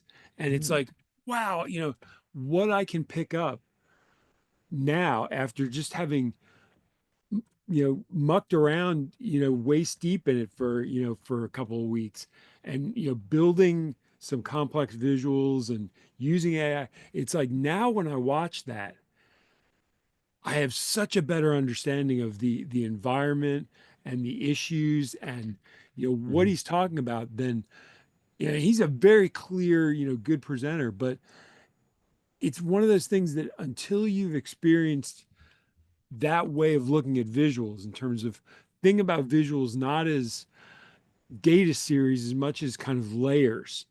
yeah. It just doesn't make sense to you. And then you start, you know, really playing with it in a practical way. And then you say, okay, like here's a place I'm running into problems consistently. Let me go Mm, to a video and have somebody who really knows what they're talking about explain this to me. And it's like I have such a stronger foundation to understand than I mm, did before. And so much more interest, frankly, because now I feel like I'm coming to the table with something, in my head other than questions. mm. Do you ever think about the multiplier effect of just not having to write any code for society? Just like how that sort of like feedback loop of so it writes code for you and creates something, and then you can create the next thing. You can just create. The multiplier effect is just so great, particularly in the digital world. Digital world, like that Manus AI example where it just like built a website off a single prompt for your travel itinerary that you can use. Like you just multiply that out across billions of people. It's mind-boggling. Yeah. And, you think about it and you think people say, well, you don't know anything about security. And I'm like, granted, I don't. Yeah, But, for that case, it's like if it's just residing locally with me and I'm using it for my own purposes, who yeah, cares? Totally. It serves my purpose, and it's not exposed to the internet. So I read those comments. Oh, no, I read one yesterday. I laugh. I think, is security really that a dark art that only like a handful of people in the world can do? You know, like that's what I think. It's just ridiculous. Absolutely. So AI can Elon can land a rocket in, you know, on standing up, but you don't think that someone's going to solve security for websites? Like I just I it's just mean, ridiculous. in truth, though, a lot of those rockets have been blown up. Yeah, sure. It's never a straight line. Yeah. Um, but yeah, you know, I just think I just roll my eyes at those comments. You know, this that will be solved. Yes, okay. I know nothing about like hardcore website security, but I'm sure some service is going to plug in. I mean, I might even try and build it.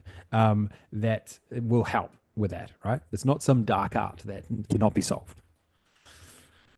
So I want to raise. I got a question on my list that I wanted to get your reaction to, which is, I've been back and forth with Dick on a lot of stuff, and his point was not that AI isn't useful, but it's a lot less useful than a lot of people portray it to be, because Mm. you still have to validate, and you have to review, and when you take that validation and review into account, it's less of a productivity kick than a lot of people make it out to be. And I want to Mm. get your, he's a thoughtful guy, and that one kind of that one kind of stuck in my craw for a few days, because I thought, there's something there that I haven't necessarily been giving full weight to, and I wanted to see what you thought about that.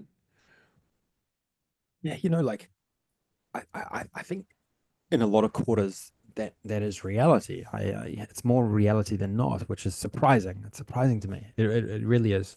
It kind of goes along the lines of something you said the other week that, you know, it's going to give you crap output if you don't ask it, like if you don't provide it all the context, if you don't provide it all the information that the AI needs, right? But then, which is I mean, that's so true. There is no denying that. But a lot of people just don't do that, you know, like they're lazy. I mean, I'm lazy sometimes. Like we're all lazy sometimes. It's just Right. human condition, right? I think it's really true. But you could say the same about when computers arrived or when the internet arrived, right? Like people who use the internet really well were able to acquire knowledge far quicker than others. Probably similar to when books arrived. Like I think nothing's perfect. Um, and doesn't happen like in an instant. I don't know. Look, it's still all that suggests to me is it's still so damn early. It's so damn early. Like we see the immense value, but a lot of people just aren't. They just aren't seeing it. Like so many times, I'll write something really positive about AI, and many people will try and shoot it down, and they'll be like, "Nah, try doing this in a corporate environment. You know, try doing this. You know, it's not realistic." And I'm like, I didn't even feel like I'm hyping anything. I'm not even a hype person. I'm a realist. I'm a realist in terms of how good these things are, how bad they are at something. Oh, the thing I was going to say is that I think that so many people think that everything needs to be perfect, or like there's this aura of like perfection that everything needs to meet. Right. I've never been of that belief. I've never been of that belief. Like, but if you go into some like corporate, some businesses, right? Like some real world businesses, and I'll pick IT for an example here, right? IT in corporate, because of their job description, will think that everything needs to be perfect in their world, right? Like every database needs to be perfect, every data point needs to be perfect because of their job description. Like this is what they're sort of forced to get to. But I've never really felt that way. Maybe because of the job roles I had. I don't know. I don't know. But like imperfection is fine in my world. You know, like I'm okay using ChatGPT for a bit of analysis if it might get one thing wrong, like a couple of things wrong. At least it will give me a decent answer. Like it'll give me a pretty good idea of what's going on, right? Like um so I don't know. I don't know if that's a good answer or not, but that's kind of how I feel. Like so many people are looking for perfection with these things, but I actually don't think it's ever going to happen. I don't think it will. Like the world's not perfect. The world's not perfect. Your Right. information diet is not perfect. Like business, there's nothing perfect within business. It just doesn't exist. It doesn't exist. No human is Well, perfect. that's exactly the point, is that if you think of the best person you ever work with, the smartest, most productive, Mm, kind of most well-rounded, just dynamic person you ever work with, they mm, weren't perfect.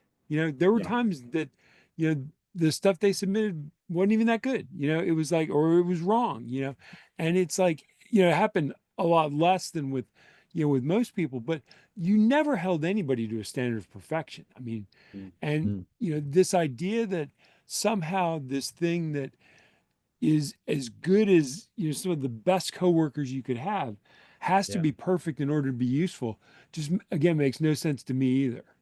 Yeah. That is much better put than I said.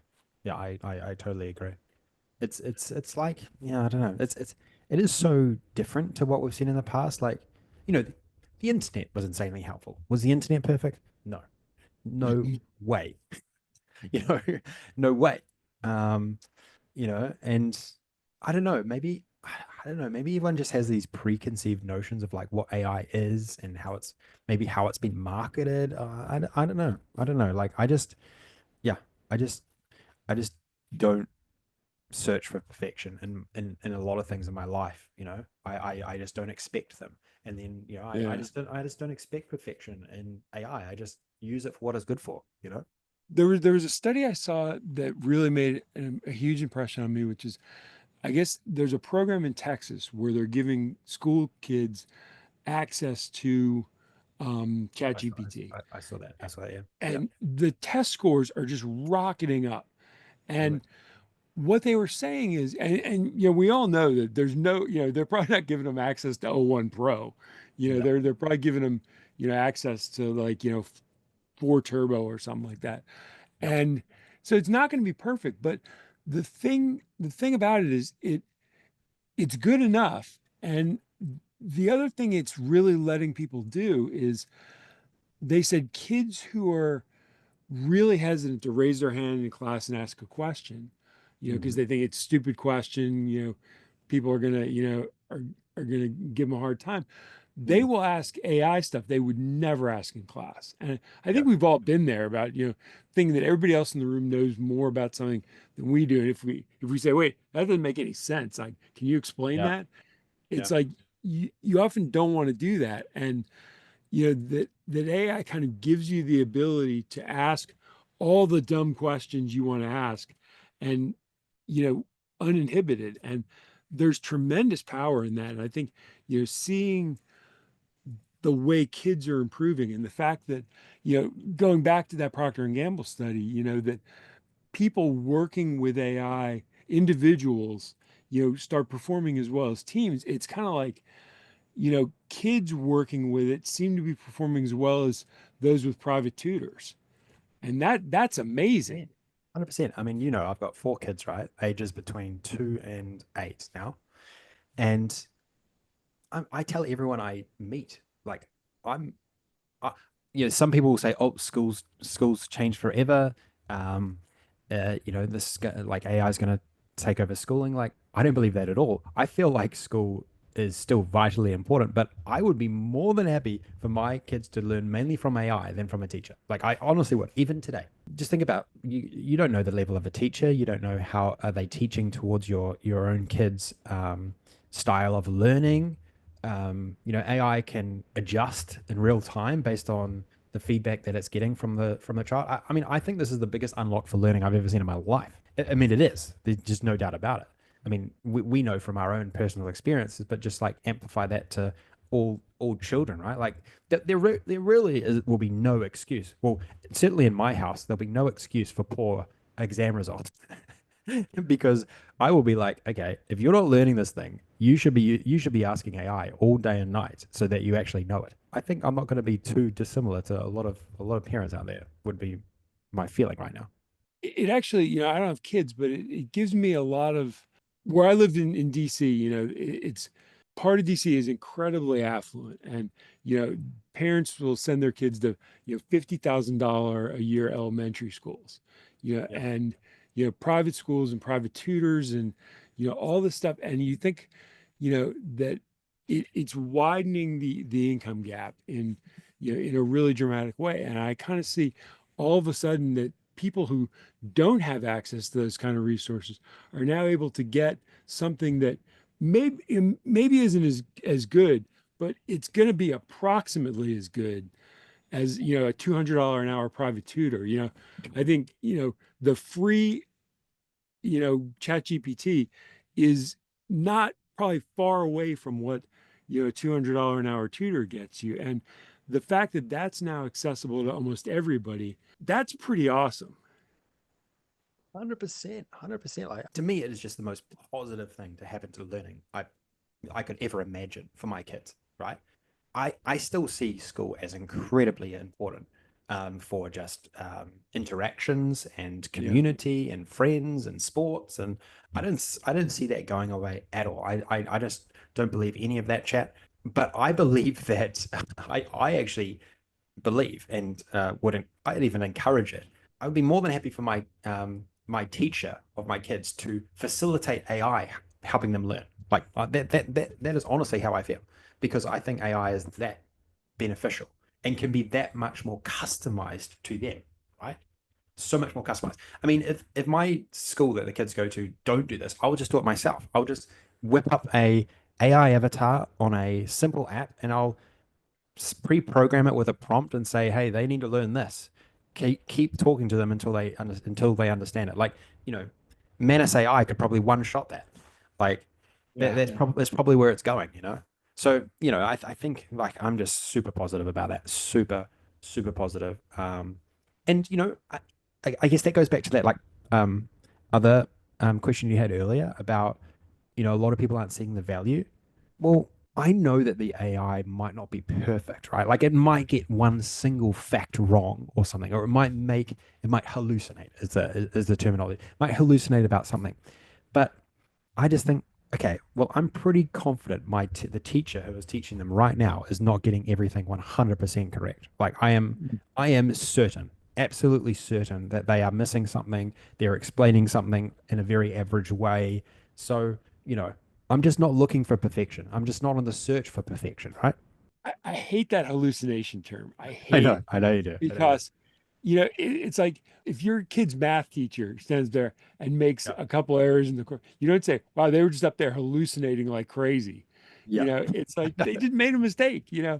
and it kind of puts a veneer of unreliability that I think, in a sense, that's the biggest thing you have to overcome in terms of management acceptance and, Yeah. kind of the incorporation of that really into, the workflow is kind of a standard thing. And I think if we just eliminated that hallucination thing from the start. I mean, I know I've said this before, but it's a soapbox thing for me because it gets back to what we were talking about a few minutes ago, which is holding AI and machines to a different standard than we hold people to. Yeah, it's interesting. Like one of the things that I will say to that argument though is that if you're sitting in a business, I don't I don't think we've seen enough tools, like widespread tools that are AI first to make a transformative difference in a lot of business. I think they are coming and I think they are slowly starting, but I think it's only been in the last 6 to 12 months, maybe in the last 6 months, you know, that they've really started to arrive. Like they've started to arrive for marketers. They've started to arrive for developers. Have they arrived for accountants? Have they arrived for finance people? Have they arrived for salespeople in as big a way? I'm not sure. I'm not sure. Like, you know, maybe that ChatGPT can help you make a presentation faster or help you write an email faster, but is it truly transformational? I'm not sure that they have arrived en masse enough for everyone to think, wow, okay, this is going to change my life. This is going to change my job. Well, I think one of the things that speaks really clearly to that is there are a couple of Anthropic papers, and their technical papers tend to be really, really good. Yeah. And the thing that I found really interesting is that they can they can extract what people are doing with their models. And Mm. when they bin it, you can see that, kind of software, marketing, data analysis, and a few other things comprise the vast majority of what people are doing with these at this point. And I think, Yeah. that speaks to your point that, there hasn't been the breakthrough in very many very many areas where it's really transformed in the way that we're seeing it coming from the data world. Yeah. Yeah. Yeah. Like about, I mean, it's been a while since I worked in large organizations. It's been almost a decade now. But if I think back to those, there was a lot of meetings. There was a lot of presentation building. There was a lot of managing information in Excel. And this was not just my department. This was across lots of departments, right? There was a lot of emails. There was a lot of huddles. Is that changed? Is that really changed so far with AI? Like, I do think AI has the potential to just like absolutely crush all of those activities. Like, why do you need to create a presentation when it can create it for you in one shot? Why do you need to manage data in Excel when it could potentially you could just like ask a chatbot like you're writing a Teams message? Um, do you even need to write emails anymore? Like, maybe it just I think that's probably a future, but it just probably hasn't arrived yet. Like, I don't know. Like, I always used to hate meetings. I used to hate meetings. I used to think they're the most pointless activity. You can imagine, right? Maybe I don't know if it's changed, how much it's changed from a decade ago, but my feeling is there's still a lot of meetings going on. There's a lot of Yeah. meetings, but like meetings are just an exchange of information, right? Like in a lot of cases, like are you going to be able to? You should be able to get that a lot quicker eventually with AI, but maybe it just hasn't arrived. It very likely hasn't arrived, right? Because everyone's using Copilot, and I don't know if that's really helping anyone at this point.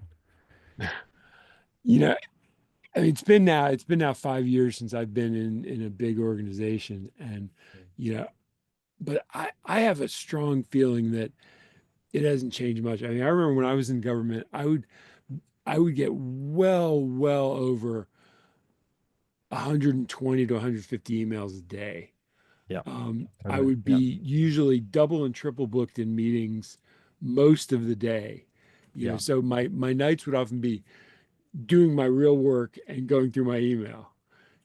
And And did you um, enjoy that? Did talking about AI taking jobs, like taking aspects of jobs, right? Like, would it be a good thing for AI to take that so you could focus on other things, it'd or a be bad thing? good. It'd be good for it to take a lot of that. I mean, because Yeah, that the truth is, it's only in retrospect that I realized how much I didn't enjoy a lot of that. yeah. Kind of being free of that. When I came to work for Enterprise DNA, and you were like no meetings. I remember trying to get like one meeting a week, regular meeting Yeah. a week, and you're like no. No, And a good calendar is a clear calendar from yeah, my perspective. and that was kind of a shock to my system, but in a good way, because I'm like, wow, like it just feels like this kind of steroid productivity infusion, Yeah, that you're not just meeting after meeting and then come back from meetings and catching up on, 32 emails that accrued in your box. You yeah, know, it was really your whole day was judged. What did you accomplish? Not how busy were you? And those are two very different things. yeah, yeah. Guys, look, I see AI having the potential to really change that. I'm just not sure it's doing it at this point. Like, I don't think it's really doing it enough. I mean, that's a culture that's existed for, Yeah. decades, if not centuries, and at least in the Yeah, U.S. And it is a culture. Like you could probably have the technology, but it's a culture thing, isn't it? It's like totally a culture thing. I'll tell you, like yeah, I worked at Pimco in California. They I would say they didn't have as many meetings. They didn't. They didn't have as many. They actually had a rule of like, certain periods of the day was absolute silence in the room. No one was allowed to talk. You just had to like work away on your computer and get stuff done. A lot of emails though. A lot of emails. This is before Teams. Like email every 2 seconds almost. Like just so many emails. But yeah, it's a culture thing, isn't it? It is totally a culture thing. I don't know if AI can solve culture. It would need like a it good will over question. time. I think Yeah, is but like is I kind of feel like if these you know agents that we're probably needs a better name, but like if these AI systems can connect lots of tools and you can get information quite quickly and easily, that to me is what's going to disrupt that culture. Like But it's not here yet. It's not here. It just doesn't exist. Like I think most people are just using ChatGPT to help them create exactly the same things that they used to do, but just like do them quicker. I mean, It's, it's going to be your kids that change that. It's not going to be us. yeah. I feel like, you know, There's a higher velocity of exactly the same thing happening. Like there's another way to think of it. yeah, There's more yeah. of the same happening at a higher velocity.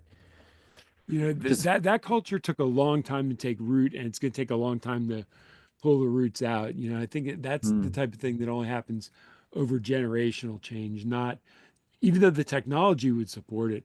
I think our habits are a lot harder to change than technology. What might change it? My thinking has evolved a little bit over the last couple of weeks. I'll tell you. What will change it is I think some large businesses will become smaller over time. That's kind of what I think could happen. Um, some might say, "Oh, that's a bit of a backflip from some of my other views," but my views are that I think just so many more opportunities will get opened up, right? So like big companies can still get smaller, whilst other opportunities can still get much larger. Like that's kind of there's like a reorganization that I think is going to happen, right? Like just one example. I don't know how you cannot look at that image gen from last week and not think that a marketing team could downsize in a large organization. Like it can, you know, you do not need all of these people creating a lot of marketing materials that are happening at these large organizations. I was talking to my brother about this. He used to work at Coca-Cola, for example, in Australia. And he's like, we used to spend $1 million just like figuring out if people actually wanted the product, for example, like and concept designs and meeting with marketing people. And we were looking at the image gen and it's like you could probably do this for like $10,000. Like no joke with one person. So I think what will change the culture potentially is over time, these larger these larger businesses might get smaller, and then it will just happen organically from that. But there'll be a lot of other smaller upstarts potentially that will just be smaller by nature, and achieving more, and then they won't ever have that culture as part of their makeup. So that's just a potential. Like I don't think this is going to happen tomorrow. Like I'm not a doomer. I'm not a doomer at all. I think that more jobs are going to get created everywhere I look, but I just don't think you can deny that there will be some sort of reorganization at least. Yeah. But I also think people, like I really thought the pandemic was going to change everything, like about kind of how we viewed work and the acceptance of remote work. And I've been disappointed to see how much it's kind of snapped back to, even though there were businesses that I think had, kind of amazing productivity and benefit Yeah. from the more flexible workplace and the more remote workers, and you were able to recruit. I mean, when we were working together, it was like our that expert team was from all over the world, and it was like we just picked the best people we could find, regardless of what time zone they were in, where they lived, and I kind of thought, okay, that's now the new model for work. And it really seemed to snap back, fairly sharply. And I I've been disappointed in that, that Mm. it's kind of like, okay, we're past that now. Let's go back to the old way. And not everybody, but a lot of my friends who had really flexible situations during the pandemic now are back to, having to be in the office 4 days a week. And I just Yeah. don't see the point. It's kind of Yeah, like it's a these tough companies one. have made capital investments and they now feel like they have to justify them. Yeah. Yeah, I mean, I dare not get too cynical, but when well, I'll tell you what, like the thing that comes to my mind when I hear that is like managers have to manage. Managers have to manage. They've got to manage. They've got to justify salaries. Like there's forces at play that's aren't what you would deem a sensible decision, but are it's just sort of the way it is. It's kind of like you never get fired if you choose Microsoft, or you'll never get fired if you. They used to say you never get fired as a money manager if you choose PIMCO as your bond fund manager. That was a sort of saying that he says. even though the performance might be crap, you're still choosing it because you're not going to get fired. Like it's exactly the same concept. Just like managers got to manage.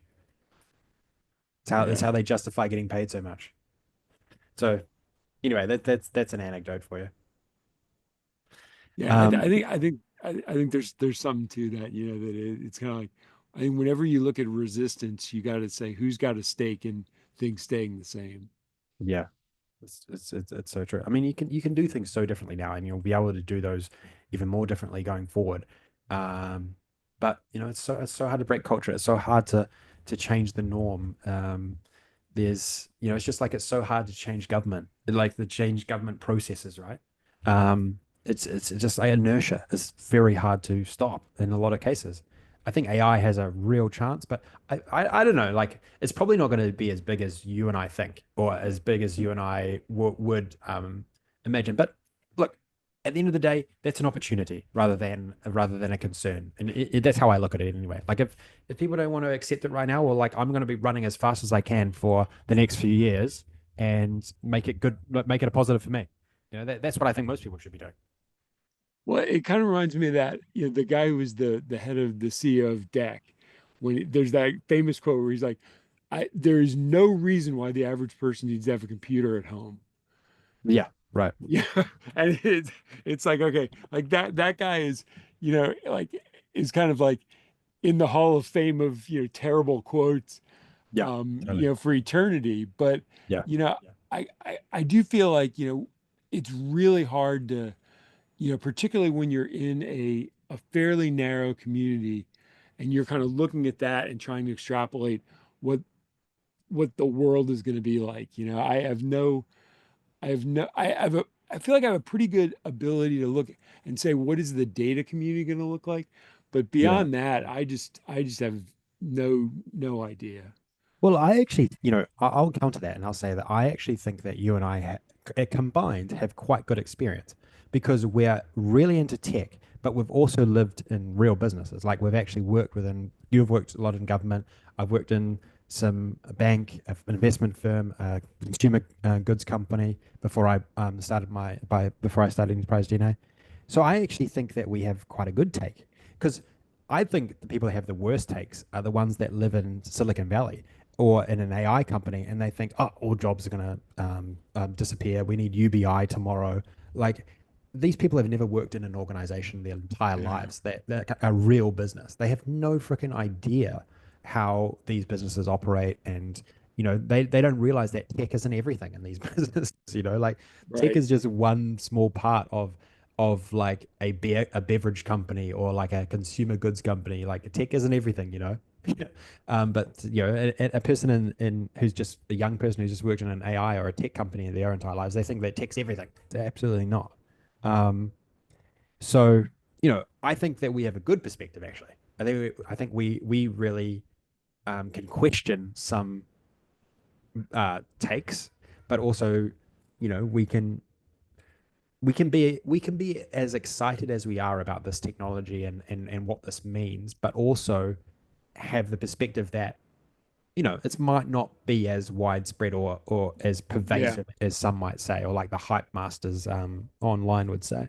Well, that seems like a good Yeah. place Yeah, to I've pause I've and I've just got to run. I've got to actually run to another meeting. I didn't want to end our conversation, so oh my God, I we've, didn't we've have my gone clock we've up. gone for over 2 hours. So Oh my it's gosh.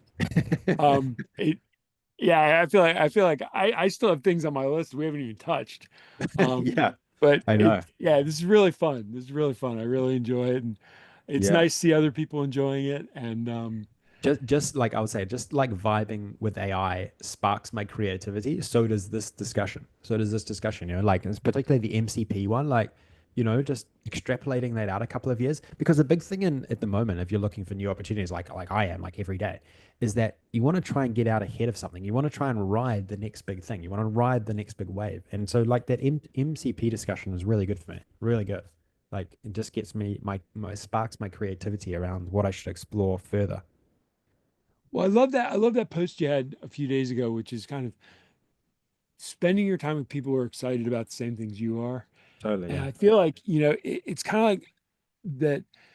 you and I are excited about exactly the same things, but from different perspectives. And Mm. I feel like that's perfect. Like, to kind of have the enthusiasm, but I always walk away from these conversations thinking, all right, well, there's some things I either didn't know or hadn't thought about or had not been putting enough time into, and it's kind of like from our last discussion, it was like I immediately went, I got a super base, subscription, I got a lovable subscription, I got a Yes. windsurf subscription, Yeah. I gotta, I'm already And I staying used, up till 2 and 3 a.m., so I yeah, don't know where I'm gonna find all the time for that. But, yeah, yeah, it's yeah. like I'm starting to learn that. And it's something that I wouldn't have been otherwise as interested and, kind of motivated if I didn't have your enthusiasm and kind of your example of what you've been doing with it.